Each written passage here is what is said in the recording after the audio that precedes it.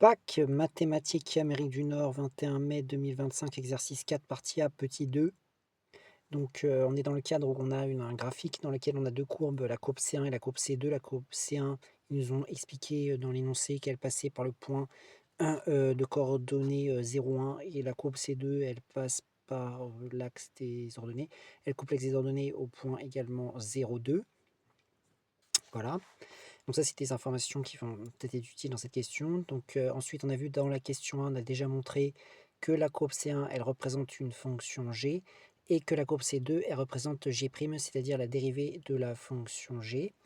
Et donc dans la question petit 2, ils nous disent justifier que l'équation de la tangente à la courbe représentative de g au point d'abscisse 0 est y égale 2x plus 1. Donc c'est son équation.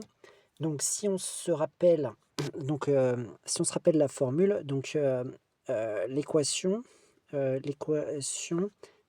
à la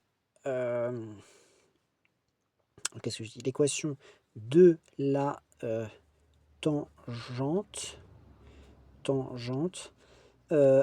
à la courbe G, mais la courbe G, on a vu que c'était C1.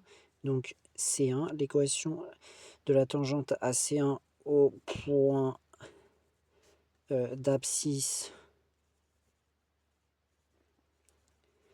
0, et donc d'après nos connaissances, on sait que la formule c'est f' de a, facteur de x moins a, plus f de a, avec a qui est l'abscisse du point de la courbe en lequel la tangente est tangente à la courbe. C'est-à-dire ici, c'est le point d'abscisse 0 où la tangente est tangente à la courbe C1.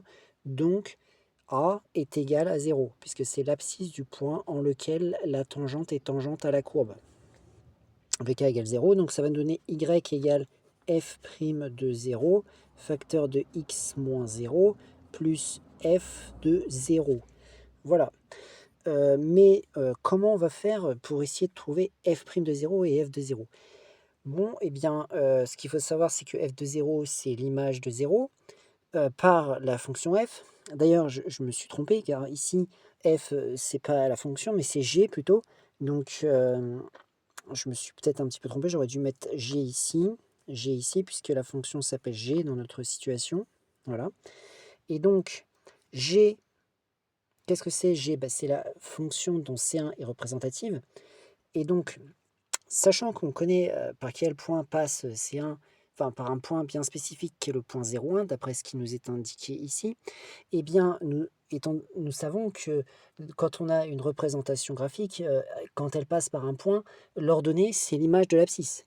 Donc, nous connaissons l'image de 0 par la fonction dont C1 est représentative, et cette fonction, c'est G. Donc, nous connaissons l'image de 0 par G, c'est-à-dire qu'on sait que G de 0 est égal à 1. Donc, on pourrait dire, or, G de 0 égale 1, car le point 0,1 appartient à C1, qui est la courbe représentative de la fonction G. Donc, quand un point appartient à une courbe, son ordonnée, c'est l'image de l'abscisse. C'est-à-dire que 1, c'est l'image de 0. C'est-à-dire que G de 0 est égal à 1.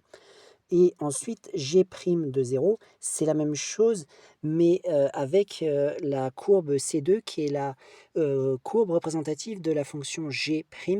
Donc, sachant que cette courbe passe par le point 0,2, comme c'est indiqué dans l'énoncé, eh bien l'image de 0, c'est 2.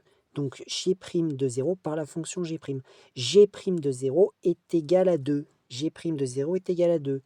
Car, pourquoi? Parce que le point 0,2 appartient à la courbe C2, et puisque C2 c'est la courbe représentative de la fonction G', eh bien l'image de 0 est égale à 2, puisque le point 0,2 appartient à cette courbe. L'ordonnée est l'image de l'abscisse pour une courbe représentative par rapport à la fonction que la courbe représente. Donc nous avons G0 et G' de 0. Nous allons pouvoir donc remplacer dans cette équation. Donc on pourrait dire on en déduit que y égale, donc je remplace G' de 0, c'est égal à 2, ça va donner 2, facteur de x moins 0, plus g de 0 qui est égal à 1. Donc je simplifie un petit peu parce que 0 ici, x moins 0, bah, ça donne x, hein. Donc du coup, ça va donner 2x plus 1. Voilà.